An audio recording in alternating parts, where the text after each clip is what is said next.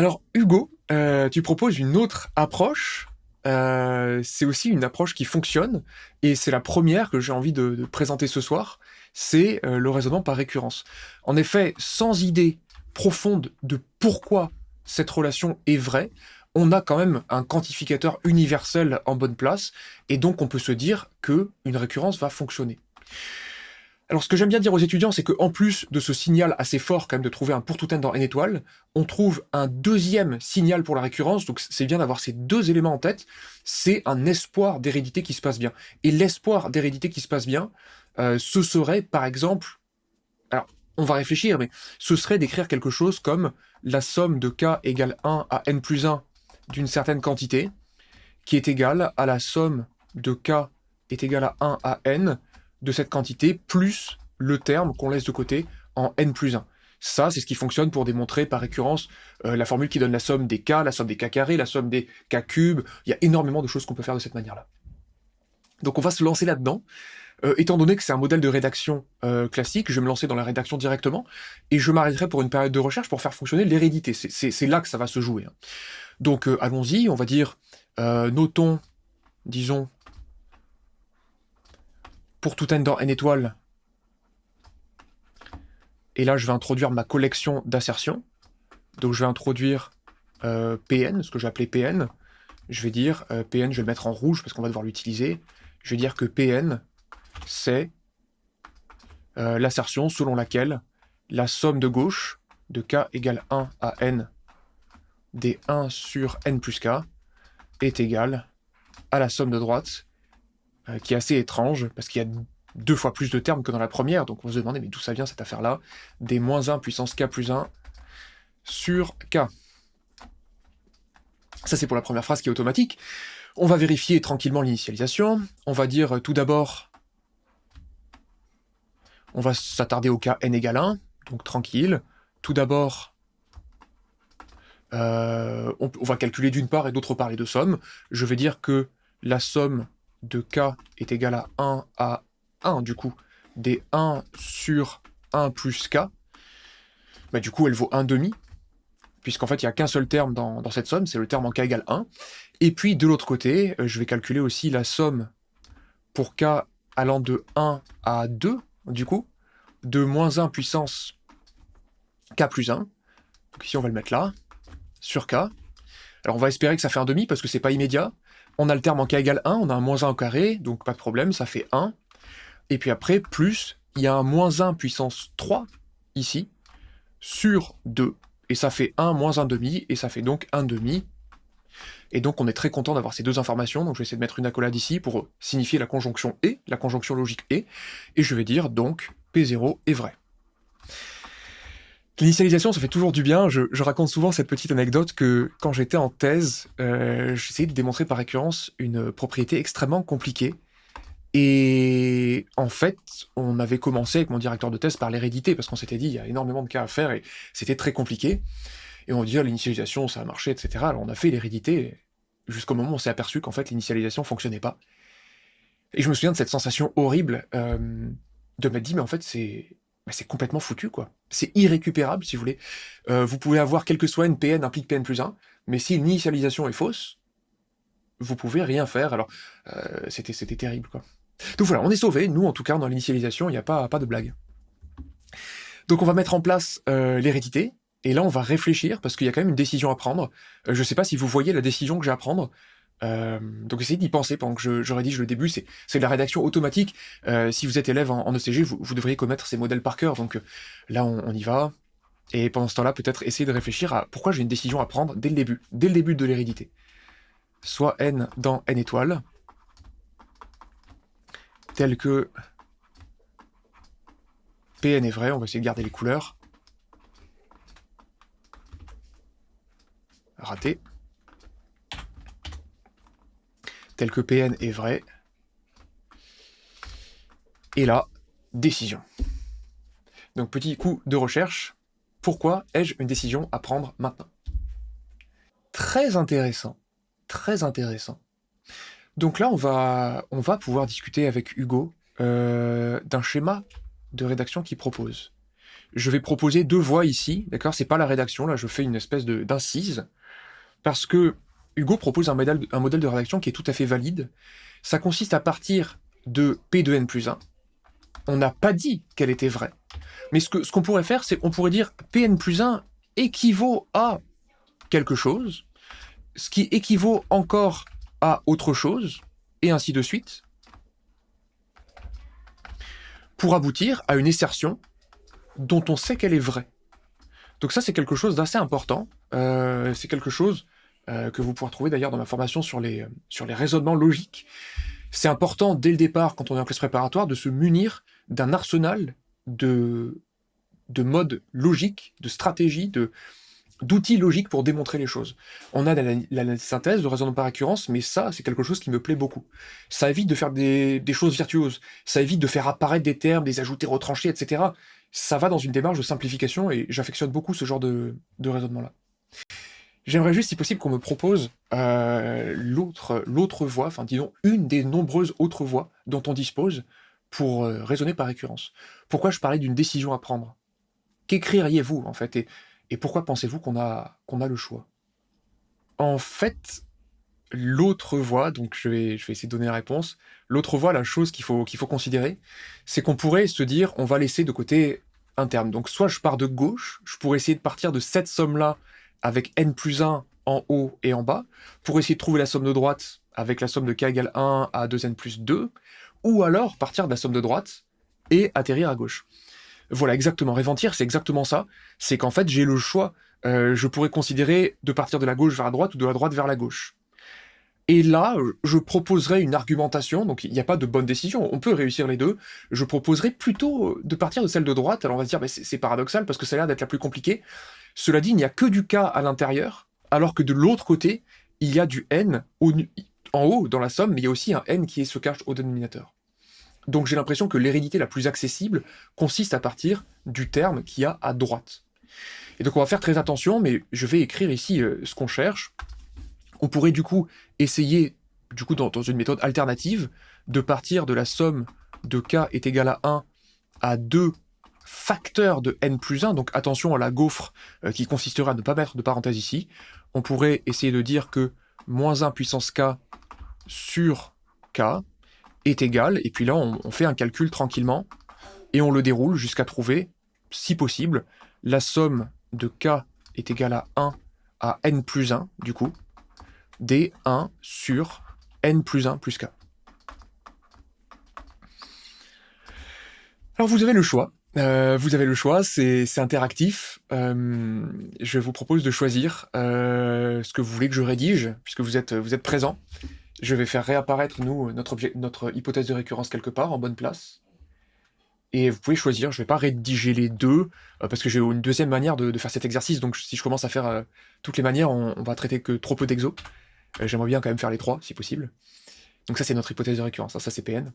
Mais dites-moi ce que vous préférez, celle qui a le plus d'intérêt pour vous, je veux bien faire l'une comme l'autre, il n'y a aucune qui me dérange. Mais je pense que je vais partir sur la voie d'Hugo, du coup. Je vais préférer les équivalences, parce que ça va dans la voie de la simplification. Et on va voir ce qu'on peut faire à partir de là, d'accord? Donc, essayons de rédiger. Donc, là où j'en suis, j'ai dit soit n dans n étoiles, tel que p de n est vrai. Et je vais exprimer p de n plus 1. Donc, allons-y, essayons de mener à bien ce raisonnement en rédigeant comme il faut. Donc, je veux dire que pn plus 1, je veux dire que ça équivaut. Et donc là, c'est mon but, c'est ce que je dois démontrer, et en fait, je l'ai écrit juste au-dessus, et je vais le réécrire soigneusement. Je vais dire que ça équivaut à dire que la somme de k égale 1 à n, plus 1, des 1 sur n plus 1 plus k, est égale à la somme de k est égale à 1 à 2n plus 2, je vais développer ici, mais il y a eu originellement une parenthèse, des moins 1 puissance k plus 1 divisé par k. Donc l'intérêt de la manœuvre, c'est tout de suite de pouvoir laisser des termes de côté, mais d'un côté et de l'autre, justement. Pas l'approche dont parlait Réventir, qui consiste à parler de gauche à droite ou de droite à gauche, celle que j'avais en tête, mais des deux en même temps. Donc, alors, est-ce que c'est vraiment judicieux? est-ce que c'est vraiment judicieux? Alors à droite, oui, mais à gauche, je me pose la question de laisser de côté le terme en n+1. Voilà, bah, du coup, Hugo a déjà donné la réponse. J'avais anticipé effectivement un décalage d'indices. La question, ça va être déjà de retrouver du 1 sur n plus k. Parce que laisser un terme de côté, si c'est pas me retrouver avec une somme que je ne sais pas calculer, eh ben ça n'a aucun intérêt. Et donc, du coup, bah, voilà, la réponse a été posée avant. La réponse a été donnée avant même que je puisse poser la question. Je vais dans un premier temps faire un décalage d'indices. Donc, pour les gens qui n'ont pas vu ça comme Hugo, là encore, je pourrais séparer la somme en deux, mais ce n'est pas urgent. La priorité, c'est de me ramener à la somme qu'il y a ici, parce que en fait, on va pouvoir dire qu'elle est égale à celle de droite par hypothèse de récurrence. Donc commençons tranquillement par un décalage d'indices. Ce que je vais faire, c'est que je vais baisser le k à l'intérieur ici, et je vais faire monter le k ici en compensation, puisque j'ai compté un de trop ici, il va falloir que le compteur retarde d'un pour compenser ce que j'ai fait. Donc allons-y, on va dire que c'est la somme de k est égale à 2 à n plus 2. Ma narration était pas bonne, hein. J'ai dit retarde, mais c'est si moi je retarde, lui il faut qu'il avance en compensation. La somme de 2 à n plus 2, des 1 sur n plus k. Donc là ça y est, on a quelque chose qui ressemble à ça. Et de l'autre côté, il n'y a pas de secret, je vais laisser de côté le terme en 2n plus 2, je vous propose de faire ça d'emblée. Alors 2n plus 2 est pair, alors on va y aller tranquille. Moins 1 puissance 2n plus 2 sur 2n plus 2. Ensuite, je vais avoir un plus moins 1 puissance 2n plus 1 divisé par 2n plus 1. Et après, il va me rester la somme de k est égale à 1 à 2n des moins 1 puissance k plus 1 sur k. En tout cas, c'est ce que j'ai ici. Je ne le recopie pas. Tant pis, on n'a plus la place et c'est pas grave. Maintenant, le but de la manœuvre, c'était de faire intervenir la somme qu'il y a à gauche. La somme, elle va de k égale 1 à n, et moi je l'ai de k égale 2 à n plus 2.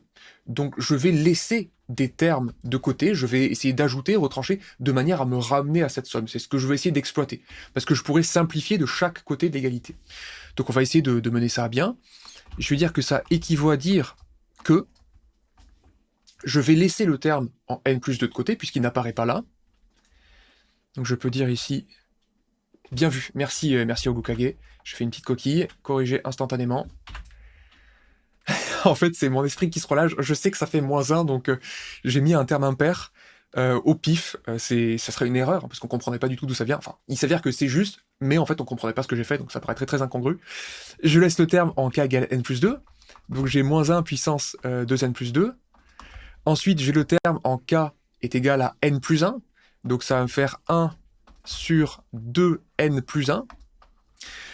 Ensuite, j'ai la somme de 2 à n. Alors j'aimerais bien dire plutôt que c'est la somme de k est égale à 1 à n, des 1 sur n plus k, que je vais mettre entre parenthèses pour éviter les coquilles.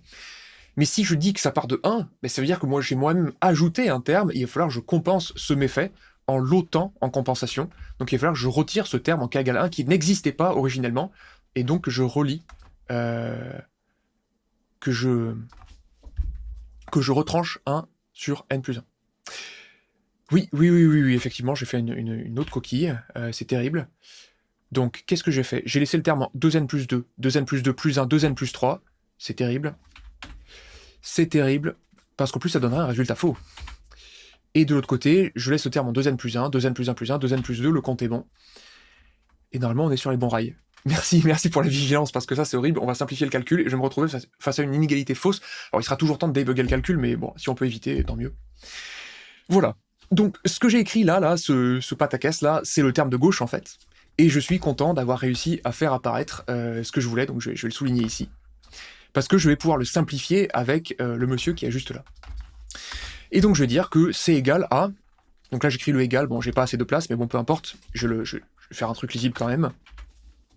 Égal, alors simplifions, c'est le moment clé, moins 1 puissance 2n plus 3, 2n plus 3 est un nombre impair, et donc finalement ce truc n'est égal qu'à moins 1 sur 2n plus 2. Ensuite, 2n plus 2 étant un nombre pair, puisque c'est 2 facteurs de n plus 1, on a un 1 au numérateur, donc on a un plus 1 sur 2n plus 1, et ensuite il reste la somme de k est égale à 1 à 2n, d, et cette fois je l'écris en entier, moins 1 puissance k plus 1, sur K. Et donc là, c'est fantastique, parce que après ces petites manipulations qui consistent à ajouter, à retrancher, etc., on s'aperçoit qu'on peut simplifier ici de chaque côté. La raison étant que ça vient de l'hypothèse de récurrence, cette assertion au rang n qu'on a supposée vraie. Donc là, je vais essayer de mettre ça en relief dans la rédaction. Je vais dire que ça équivaut à dire, et je vais mentionner ici, alors je pourrais dire d'après PM si j'avais de la place dans la marge, mais je vais l'écrire ici. Ça équivaut à dire d'après PN que, alors il y a d'autres termes qui simplifient, il y a lui et il y a lui, et du coup ça équivaut à dire que 1 sur 2n plus 2 moins 1 sur n plus 1 est égal à moins 1 sur 2n plus 2. Et ça, voilà, allons-y, on va faire passer le terme 1 sur n plus 1 à droite et le moins 1 sur 2n plus 2 à gauche, ça équivaut à dire que 1 sur n plus 1 est égal à 1 sur 2n plus 2 plus 1 sur 2n plus 2, et c'est vrai, hein, puisque le terme de gauche, en fait, c'est le double de chacun des termes, donc ça fait 2 fois 2n plus 2, ça fait 1 sur n plus 1. Et là, en fait, on a terminé, donc c'est la puissance du raisonnement logique par équivalence. Donc on va dire, et là c'est très important, par contre il faut savoir rédiger ça correctement, je vais dire ici ce qui est vrai. Donc je vais écrire ça en vert. Ce qui est vrai. Et donc pourquoi c'est intéressant d'avoir un raisonnement par équivalence? En fait, on voit très bien l'intérêt, c'est que, étant donné que la dernière assertion est vraie, on peut remonter petit à petit la chaîne d'équivalence pour aboutir au fait que P de n plus 1 est vrai. Donc là, j'exploite en fait les équivalences. Je dis que si j'ai A implique B et que A est vrai, alors B est vrai. Et donc ça achève notre raisonnement par récurrence. Donc on va essayer de rédiger quand même, on va essayer de donner l'exemple en début d'année, de ne pas trop avoir la flemme. Donc on va dire ce qui est vrai, donc P de n plus 1 est vrai. Je vais quand même conclure que c'était ça que j'étais venu chercher. Donc P de n plus 1 est vrai. Et donc on a établi que P1 est vrai, que pour tout n dans une étoile, Pn implique Pn plus 1, c'est la structure logique du raisonnement par récurrence, et je pense qu'on peut directement conclure. On conclut. Et là, je vais faire preuve d'économie d'énergie. Regardez-moi cette circonvolution. Et je vais faire un gros copier-coller des familles. Alors si j'arrive à sélectionner mon bazar, voilà. Et là, j'encadre mon résultat. C'est vil. Tout ça pour pas recopier. C'est scandaleux, mais c'est ainsi que s'achève la première solution de cet exercice. Si vous êtes perdu, je vais vous répéter la même chose que je répète à mes élèves. En fait, c'est juste 1 sur n plus 1, cette somme, plus 1 sur n plus 2, etc., plus 1 sur 2n. Et vous ne l'écririez peut-être pas comme ça. Alors, il n'y a pas besoin de retourner quoi que ce soit, mais il y a juste besoin de faire un décalage d'indices. En fait, la réalité, c'est que voilà, on peut poser i, si vous voulez, égale n plus k, où je peux décaler le compteur de n unités vers le bas à l'intérieur et compenser en l'augmentant de l'autre. Mais en passant par les points de suspension, vous n'avez pas besoin de poser des choses. C'est très compliqué. Là, je le vois comme les mathématiciens du 19e siècle le voyaient eux aussi, avec des points de suspension des familles. Il n'y a aucune honte à faire ça, alors que les plus grands de ce monde des mathématiques ont fait ça. C'est la somme de k égale n plus 1 à 2n d 1 sur k. Donc c'est très intéressant. Très intéressant parce que on se dit, tiens, c'est marrant, là maintenant on voit un point commun qui apparaît, il y a un 2n, et là aussi il y avait un 2n. Intéressant. Très intéressant. Donc ça n'explique pas tout, alors je vais essayer de décaler ce truc-là, parce que c'est pas très joli ainsi, mais essayer de proposer d'autres idées. Alors on s'est chargé un peu du n plus k, là, on s'approche. Mais alors qu'est-ce que c'est que ce moins 1 puissance k plus 1? Qu'est-ce qui se passe à votre avis? Faut essayer de continuer à chercher, essayer de comprendre. Le 1 sur k, je le comprends. Le 1 sur k, désormais, je le comprends très bien. Je comprends en fait que je pouvais le faire apparaître, que c'est juste un petit décalage, donc il n'y a pas forcément trop de problèmes. Là, on est sur la voie, on explore. Quel est l'autre terme qui me pose problème? Qu'est-ce que je peux faire? Alors c'est une technique, encore une fois, qui n'est pas très... Voilà, exactement, Hugo, c'est exactement ça.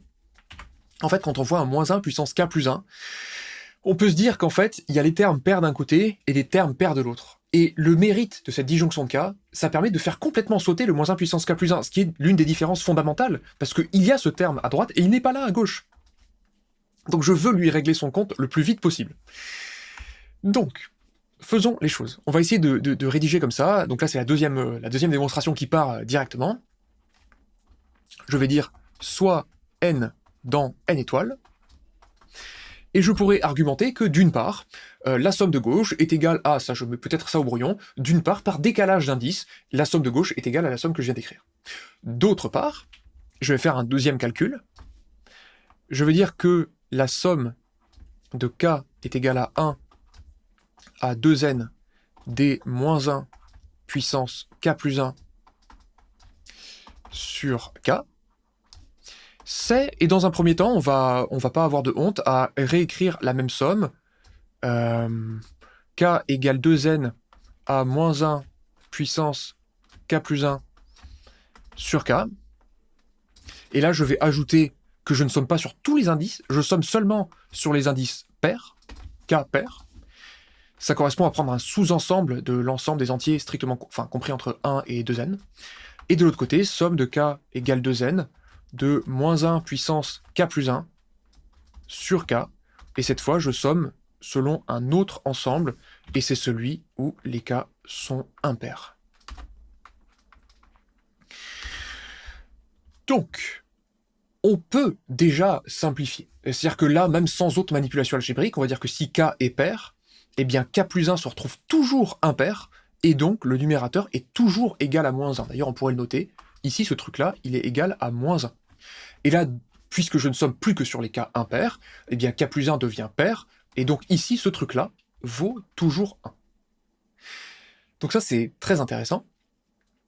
Et maintenant, la grande question, c'est comment on gère, parce que c'est pas très joli d'avoir k pair, k impair.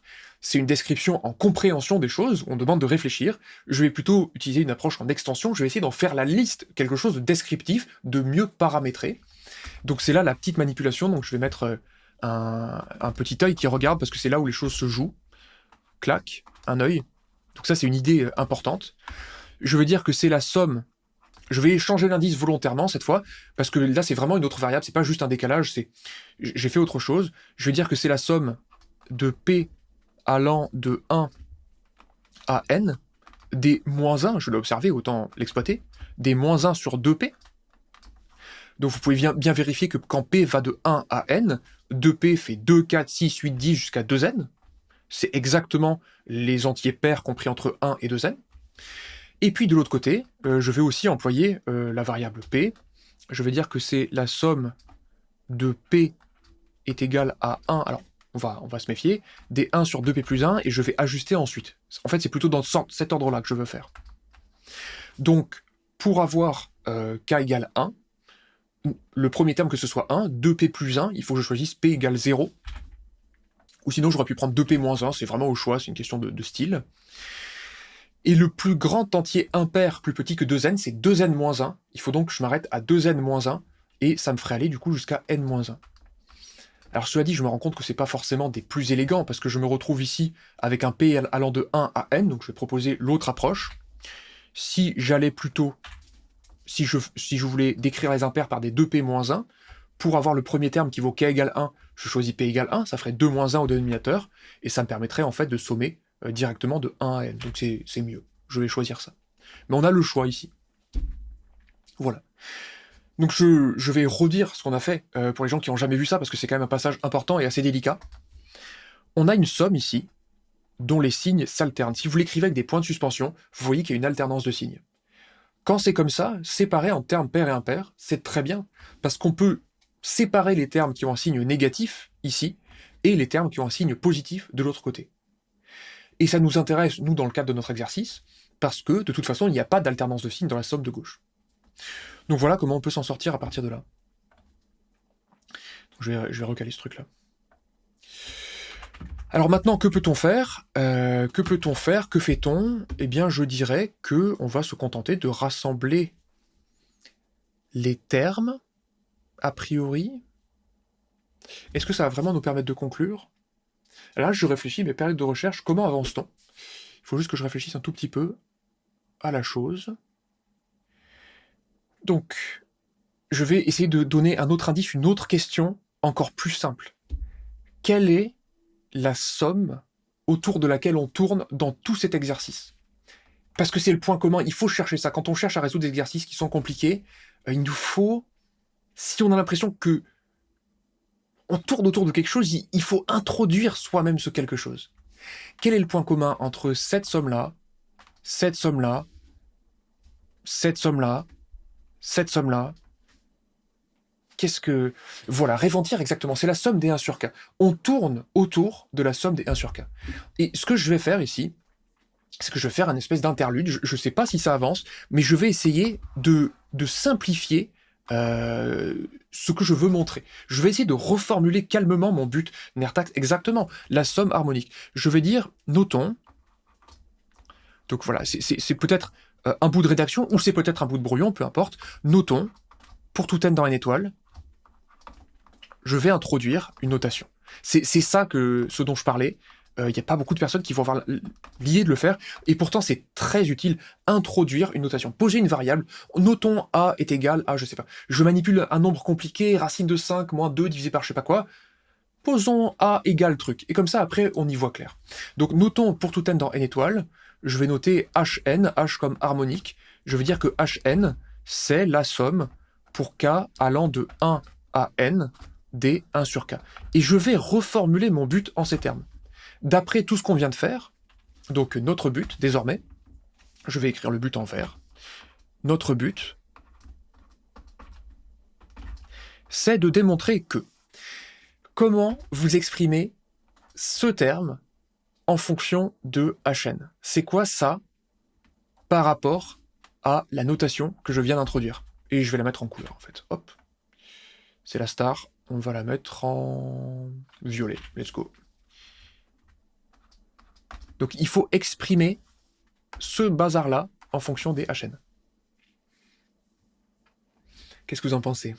C'est pas très compliqué, mais exactement, voilà, au Gokage, c'est la différence entre deux valeurs de hn. Vous voyez qu'en fait, on somme, comme si on sommait de 1 à 2n, mais on a retiré tous les termes 1, 2, 3, 4, 5 jusqu'à n, ils sont partis, on les a retranchés. Donc en fait, ça, on peut l'obtenir comme une différence entre deux valeurs de hn. Donc à gauche, on se retrouve avec du H2n, perdu, c'est pas la bonne couleur, c'est terrible, H2n moins Hn. Et de l'autre côté, on va plutôt raisonner finalement avec ces quantités-là, je pense. Je pense qu'on va faire ça. D'un côté, j'ai le choix, je pourrais aussi composer avec celle-là. Alors peut-être que je vais écrire les deux. Soyons fous. Parce que là, sinon, regardez, on avait la somme des moins 1 sur k de k égale 1 à 2n. Mais d'un côté, c'était le k pair. Donc non, on va plutôt partir de celle-là. Je pense que c'est plus prometteur. Je vais juste mettre un moins 1,5 en facteur. Donc ici, j'ai du moins 1,5 fois la somme des 1 sur p, p allant de 1 à n. Donc c'est encore hn qui apparaît. Et puis de ce côté-là, alors là, c'est peut-être un peu plus fâcheux. On se retrouve ici avec la somme des 1 sur k, k allant de 1 à 2n, k impair. Donc on ne peut pas vraiment l'exprimer en fonction de hn. On n'a pas vraiment de moyen de se ramener là, donc je vais laisser le truc tel quel, c'est pas grave. Je vais dire que c'est la somme de k est égale à 1 à 2n des 1 sur k, mais seulement pour k impair. Donc je vais laisser cette petite légende ici, k impair. Donc j'aurais pas totalement exploité ce truc-là. Donc ça, c'est notre but. Comme tout à l'heure, du coup, ce que je propose, ça va être tout simplement de raisonner par équivalence. Donc c'est notre but, d'accord? Et donc je vais essayer de simplifier, parce que je vois qu'il y a du hn à gauche, il y a du hn à droite, donc allons-y. Et c'est peut-être quelque chose qu'on n'aurait pas fait sans introduire la notation. Je sais pas si vous auriez pensé à pouvoir raisonner comme ça, par équivalence, et de manière à essayer d'y voir clair. Donc je vais faire passer le hn de l'autre côté. Je vais dire que ça équivaut à dire que h2n est égal... Alors du coup, si je fais passer de l'autre côté, il me reste du 1,5 de hn plus la somme de k est égal à 1 à 2n des 1 sur k pour k impair. Ici. Ici, k impair.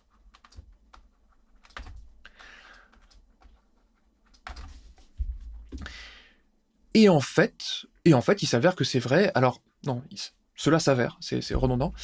C'est juste dommage parce que je pense que je fais une manipulation qui servait pas à grand chose, mais en fait on va expliquer que c'est vrai parce que regardez, alors là je vais juste redéployer la notation, bon, c'est pas glorieux, mais on va regarder ce que ça donne. Regardez, ça donne la somme de k est égale à 1 à 2n des 1 sur k, à gauche, et puis le 1 demi de hn, regardez-le, il est là, en fait il était là, en fait c'est l'opposé, enfin c'est le 1 demi de hn, c'est l'opposé de ce que je suis en train de souligner, et en fait c'est l'opposé de ça. Mais c'est quoi l'opposé de ça? C'est la somme de k égale 1 à 2n des moins 1 sur k pour k pair. Donc en fait, la seule chose que je suis en train d'écrire, c'est que ça équivaut, notre but, démontrer ce qu'on dit, ça équivaut à dire que la somme de k égale 1 à 2n des 1 sur k, c'est tout simplement la somme de k égale 1 à 2n des 1 sur k pour k pair. Ça correspond à faire le chemin en sens inverse de ce qu'on a fait. Alors promis, j'essaie de trouver un truc un peu plus simple. Ça, c'est la même chose. Plus la somme de k est égale à 1 à 2n des 1 sur k pour k impair. Et je vais dire, mais ça c'est vrai en fait. Ce qui est vrai. Ça correspond juste à séparer en fait en deux.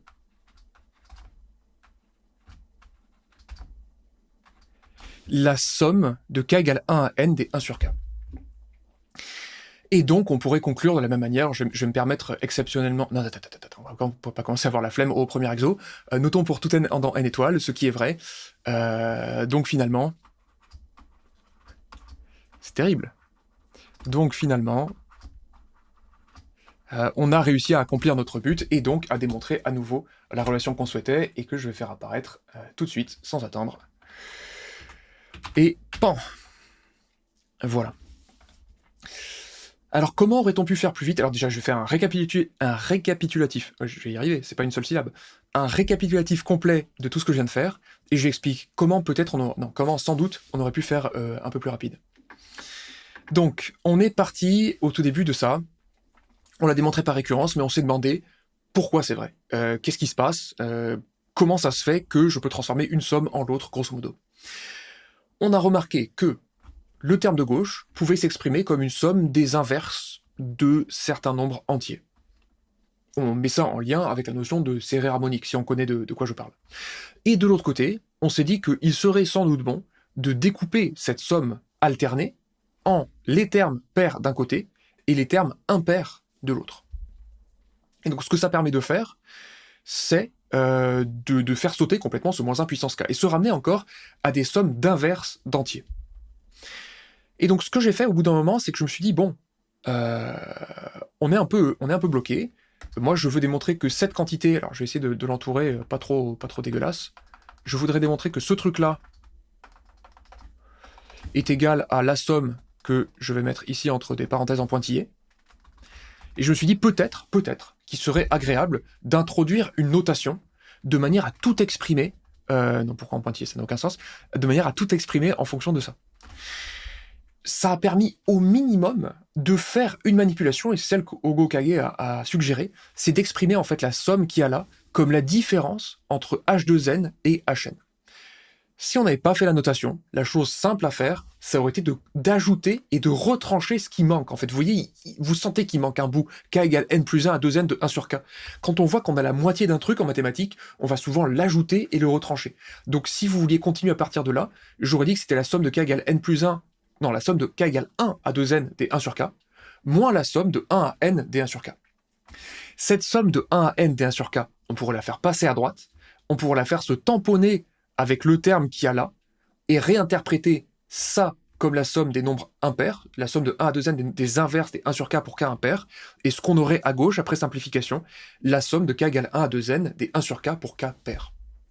Autrement dit, la personne qui a pu créer cet exercice n'a pu faire quasiment que partir peut-être de là, de découper la somme des 1 sur k de k égale 1 à 2n, les pairs d'un côté, les impairs de l'autre, et en fait, couper cette somme en deux en disant que c'est 2 fois les 1 sur 2k, et de ces deux sommes qu'il y a là, en laisser une à droite, en faire passer une à gauche, et en fait, en faisant ça, en n'ayant plus que la moitié, on pourrait faire apparaître en fait un espèce de... On pourrait faire apparaître une série alternée. Est-ce que je suis pas en train de dire n'importe quoi? Non, ça m'étonnerait que ce soit ça. Non, c'est... Pardon. Si, c'est ça. Mais c'est pas très élégant expliqué comme ça. Ok. Donc ça nous fait notre premier exercice résolu. On a essayé de comprendre que ça tournait autour des nombres harmoniques. Alors qu'est-ce qu'on en retient? On va quand même faire une espèce de petit bilan. Je vais quand même resynthétiser encore. Si vous n'avez pas tout compris, c'est pas grave. Essayez de digérer ce qui est digestible dans ma synthèse. On a une assertion qui est vraie, soi-disant, pour tout n dans n étoiles. On a toujours de bons espoirs de pouvoir mener un raisonnement par récurrence, d'autant plus quand on a des sommes où le n se retrouve tout en haut ou tout en bas. Là, il est dedans, c'est un peu plus gênant, mais on s'en sort quand même. Au niveau de l'hérédité, on a en fait beaucoup de choix, et ça c'est quelque chose qui est très important, et j'en parle notamment d'ailleurs dans la formation sur les exercices. C'est pas du tout la bonne, qu'est-ce qui s'est passé? Hop, voilà, c'est celle-là. Il est important de se dire qu'on a le choix, parce que ça nous donne beaucoup de flexibilité.